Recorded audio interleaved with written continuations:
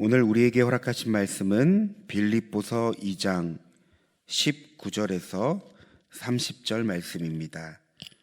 빌립보서 2장 19절에서 30절입니다. 내가 디모데를 속히 너희에게 보내주기를 주 안에서 바람은 너희의 사정을 알므로 안위를 받으려 함이니, 이는 뜻을 같이하여 너희 사정을 진실히 생각할 자가 이밖에 내게 없음이라. 그들이 다 자기 일을 구하고 그리스도 예수의 일을 구하지 아니하되, 디모데의 연단을 너희가 아나니 자식이 아버지에게 함같이 나와 함께 복음을 위하여 수고하였느니라.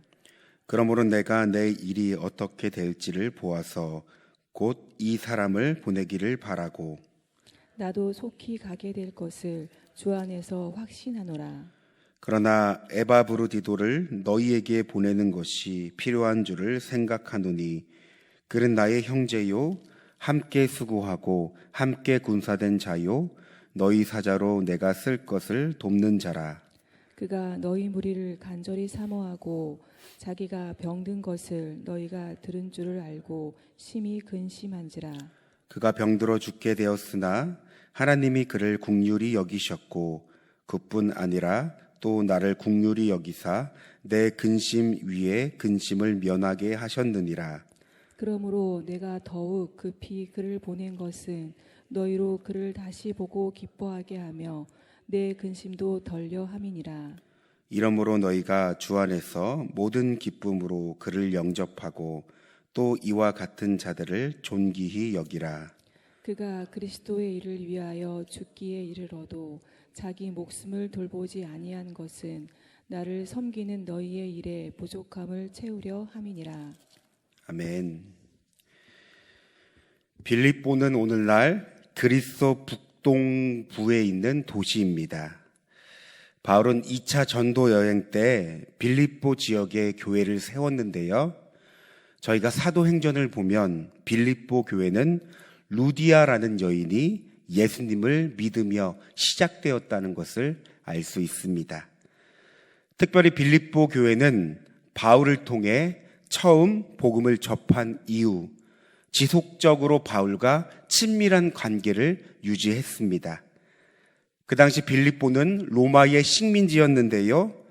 당연히 황제를 숭배하는 곳이라 예수님을 믿는 성도들을 핍박받을 수밖에 없었습니다. 그럼에도 불구하고 여러 차례 물질적으로 선교 사역을 후원하였고, 바울에게는 가장 큰 기쁨을 안겨준 교회였습니다. 그래서 저희가 빌립보서를 보면 바울이 이 교회의 고마움을 잊지 못해 감사하고 기뻐했다는 사실을 보게 됩니다. 따라서 빌립보 교회는 복음의 신실한 동역 공동체이며 어려울 때 빛나는 믿음의 공동체였습니다. 그런데 이 믿음의 공동체에도 몇 가지 문제가 있었습니다. 먼저 거짓 교사들의 활동이었습니다. 이들은 율법주의자로서 예수님의 십자가의 죽으심을 헛되게 만들었던 자입니다. 그래서 바울이 이들에게 표현한 것을 보면 개들, 행악하는 자들이라고 할 정도로 정말 거침없는 표현을 쓸 정도였습니다. 그런가 하면 세속적 탐욕과 방종을 일삼는 쾌락주의자들도 있었습니다. 나아가 유오디아와 순두계, 이 두 여인 사이에 불화도 있었는데요. 교회 안팎으로 다양한 문제점들이 대두되었습니다. 따라서 바울은 빌립보 서신을 통해 교회의 문제들을 다루면서 그에 따른 권면을 하는데요. 먼저 교회의 하나됨, 연합에 대해 강조하고, 하나됨을 위해서 그리스도의 마음을 품고 서로 겸손하고 사랑하는 마음을 가질 것을 권면합니다. 그리고 오늘 말씀이죠. 이 빌립보 교회를 위해 신실한 동역자인 에바브로디도를 파견하는데요. 여러분, 에바브로디도는 로마 감옥에 투옥된 이 바울을 돕기 위해 빌립보 교회에서 파송한 신실한 성도입니다. 그는 저희가 읽은 26절 이하의 말씀을 보면 이 죽을 병이 걸릴 정도로 바울에게 헌신하였던 자입니다. 바울은 빌립보 교회가 문제가 생기자 그에게 빌립보 서신을 전달하며 이 빌립보 교회에 동역하기를 원했던 것입니다. 여러분, 우리 25절 말씀을 다시 한번 읽겠습니다. 그러나 에바브루디도를 너희에게 보내는 것이 필요한 줄을 생각하노니 그는 나의 형제요 함께 수고하고 함께 군사된 자요 너희 사자로 내가 쓸 것을 돕는 자라. 바울이 에바브루디도를 소개하고 있죠. 나의 형제요 함께 수고하고 함께 군사된 자요 너희 사자요 쓸 것을 돕는 자라. 여러분, 먼저 바울은 에바브루디도를 형제라고 부릅니다. 형제라고 부르는 이유가 무엇일까요? 바울과 에바브루디도는 주님 안에서 함께 신앙을 공유하며 깊은 애정을 나누는 자였습니다. 사실 신앙에 있어서나 복음의 지식을 나누는 방면에서 이 바울의 역량이 훨씬 뛰어났지만 그는 에바브루디도를 동등한 입장에서 생각했습니다. 그래서 무엇보다 형제라는 표현을 사용했습니다. 나아가 함께 수고했다라는 말도 하는데요. 바울은 자신의 동역자들을 말할 때 이 단어를 사용했습니다. 따라서 여러분, 저희는 이 짧은 단어지만 바울이 에바브루디도를 어떻게 생각하고 대하는지를 알 수 있습니다. 여러분, 우리가 공동체 안에서 사람들을 대할 때 직분이 다르다는 이유로, 신앙의 경험이 다르다는 이유로 이 사람들을 동등하지 못한 관계로 대할 때가 있습니다. 물론 개인의 은사나 달란트, 섬기는 자리에 따라 차등은 둘 수 있습니다. 그러나 공동체는 우위를 점하고 차별하는 곳이 아닙니다. 공동체는 그리스도 안에서 한 형제요, 한 가족입니다. 내가 더 낫고 네가 더 낫다가 아니라 서로의 부족함을 채워주고 격려하며 하나님 나라를 함께 만들어가는 공동체입니다. 나도 그런 과정을 거쳐서 여기까지 온 것입니다. 나도 실수와 훈련을 통해 만들어지고 세워진 자입니다. 그래서 판단과 정죄, 비판의 눈으로 여러분의 동역자를 바라보면 안 됩니다. 여러분, 하나님도 그 영혼을 그렇게 바라보지 않습니다. 내 옆에 동역자가 있다는 것, 함께 예배를 드리고 함께 주님의 뜻을 모아 기도할 수 있고 함께 교회를 세우고 함께 하나님 나라를 세워간다는 그 한 사람이 나의 동역자라는 사실이 얼마나 감사하고 귀한지를 우리는 믿음의 눈으로 바라볼 수 있어야 합니다. 한편 바울은 에바브루디도를 군사된 자로 표현했는데요. 여러분, 이 단어를 헬라어로 표현하자면 동료 군인이라는 뜻입니다.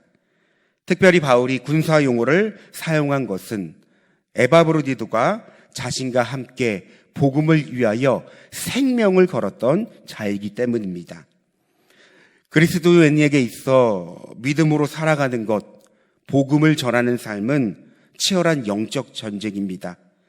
특별히 복음을 전하는 일은 사단이 가장 싫어하죠. 따라서 사단은 우리가 복음을 전하지 못하도록, 나아가 믿음으로 살지 못하도록 갖가지 방법으로 우리를 방해하며 공격합니다. 그런데 여러분, 이 영적 전쟁에 있어 승패는 다른 것이 아닙니다. 한 사람이 얼마나 뛰어나고 한 사람이 대단한 능력을 가지고 있어서 좌우되는 것이 아니라 얼마나 내 동역자와 한 마음을 가지고 싸우느냐, 얼마나 내 동역자와 한 뜻을 가지고 싸우느냐, 얼마나 내 동역자와 하나가 되느냐, 이것이 영적 전쟁의 승패를 좌우합니다. 개인의 역량은 너무나 뛰어난데 동역자와 연합하지 못한다면 여러분 무슨 소용이 있겠습니까? 아무리 뛰어난 전술과 방법이 있다 하더라도 영적 전쟁은 함께 싸우는 것입니다. 그것이 하나님께서 교회 공동체를 세우신 이유이며 나에게 동역자를 허락하신 이유입니다. 그래서 바울은 에바브로디도를 군사된 자요라고 표현했던 것입니다. 이렇게 바울이 에바브로디도를 소개하며 이 빌립보 교회를 다시 도우려고 파송한 장면을 제가 보았을 때 여러분 하나님이 사용하시는 일꾼에 대해 자연스럽게 묵상이 되었습니다. 바울이 에바브로디도를 보냈지만 사실 이 모든 결정과 바탕에는 하나님의 인도하심과 허락하심이 있었습니다. 그러니까 하나님은 하나님의 뜻과 하나님의 나라를 위하여 여러 가지 방법을 사용하시는데 특별히 사람을 사용하십니다. 사람은 하나님의 일하심의 중요한 통로입니다. 그런데 모든 사람이 사용받는 것은 아닙니다. 하나님께서 사용하는 사람들이 있습니다. 디모데후서 2장 20절 말씀 제가 읽겠습니다. 큰 집에는 금 그릇과 은 그릇뿐 아니라 나무 그릇과 질 그릇도 있어 귀하게 쓰는 것도 있고 천하게 쓰는 것도 있나니 그러므로 누구든지 이런 것에서 자기를 깨끗하게 하면 귀히 쓰는 그릇이 되어 거룩하고 주인의 쓰임에 합당하며 모든 선한 일에 준비함이 되니라. 여러분, 주인은 마른 그릇을 가지고 있지만 깨끗한 그릇을 사용한다고 합니다. 여러분, 하나님도 여러 통로로 당신의 뜻을 이룰 수 있지만 자기를 깨끗하게 한 자를 사용한다고 합니다. 그 당시 초대교회는 거짓 교사들에 의해서 세상으로부터 헛되고 망령된 말들의 영향을 받았습니다. 그러나 바울은 디모데에게 이런 것을 물들지 말며 자신을 지켜 하나님의 말씀에 따라 정결하게 살아갈 때 하나님께 쓰임받는 일꾼이 될 수 있다고 말합니다. 오늘도 하나님은 세상에 물들지 않고 자신을 지켜 하나님의 말씀에 따라 정결하게 살아가는 사람을 사용하십니다. 능력이 많다고, 가진 것이 많다고, 나이가 많고 적음을 떠나 자신에게 많은 달란트와 은사가 있다고 하나님께 쓰임받는 것이 아닙니다. 하나님이 사용하실 수 있게 거룩과 정결함과 겸손함으로 준비한 자, 여러분, 하나님은 그 사람을 귀히 여기시며 사용하십니다. 사랑하는 성도 여러분, 내가 이 세상을 살아갈 때 하나님 나라를 위해, 그분의 뜻을 위해 사용받는 통로가 된다는 것이 얼마나 축복이요, 은혜일까요? 누군가가 나를 필요로 하고 또 누군가의 필요를 채워준다는 것이 얼마나 하나님이 기뻐하시는 삶일까요? 여러분, 우리의 인생이 녹슬어서 사용하지 않는 인생이 아니라 하나님의 영광을 위해 닳고 달아 끝까지 하나님께서 사용하시는 도구가 되길 소망합니다. 바울이 에바브로디도를 파송한 것처럼 오늘 하나님도 우리를 하나님 나라를 위해 삶의 곳곳에 파송했다는 사실을 기억하십시오. 우리 다 함께 기도하길 원하는데요, 하나님의 부르신 가운데 하나님께 귀히 쓰임받는 우리의 인생이 되도록, 더 나아가 하나님이 부르실 때 믿음과 순종으로 나아갈 수 있는 우리의 삶이 될 수 있도록 이 시간 주님의 이름을 한번 부르고 기도하겠습니다. 주여, 사랑과 은혜가 충만하신 하나님 감사합니다. 빌립보서 말씀을 통해 하나님, 빌립보 교회가 여러 가지 문제를 마주할 때 이 바울은 그의 신실한 동역자인 에바브로디도를 그 교회에 보내 그들을 붙잡고 동역하기를 원했습니다. 그런데 하나님, 이렇게 본문을 읽다 보니 이 결국 하나님의 그 신실한 사람이 사용받는다는 사실을 묵상하게 됩니다. 하나님의 사람으로서 사용받는다는 것이 어떤 의미입니까? 하나님께서 사용하시는 자가 된다는 것이 어떤 의미입니까? 하나님, 오늘 이 말씀을 통해 나의 일생이 하나님의 부르심 가운데 하나님께 귀히 쓰임받는 우리의 인생이 되게 하여 주시옵소서. 누군가가 나를 필요로 하고 또 누군가의 필요를 채워준다는 것이 얼마나 하나님이 기뻐하시는 삶일까?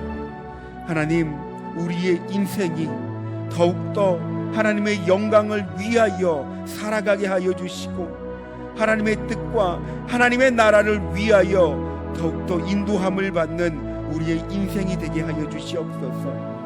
물론 하나님, 그 시간과 가정 가운데 어려움과 문제가 찾아올 수 있습니다. 하나님, 숱한 어려움을 우리가 마주할지라도 하나님은 반드시 우리를 승리하게 하시고 우리의 이 천하고 보잘것없는 연약한 인생을 통해 하나님의 나라를 이뤄가시는 줄 믿습니다. 그러므로 우리가 하나님만을 바라보며 늘 믿음 위에 우리의 인생을, 우리의 삶을 굳건히 세울 수 있는 은혜를 더하여 주시옵소서. 하나님, 어찌 우리가 스스로 믿음이 있다고 생각하겠습니까? 하나님께서 우리에게 믿음을 더하여 주시옵소서. 하나님, 우리에게 은혜를 베풀어 주셔서 오늘도 나의 인생이 믿음 가운데 살아가게 하여 주시고 하나님의 그 부르심 가운데 귀히 쓰임 받는 우리의 인생이 될 수 있도록 하나님, 우리를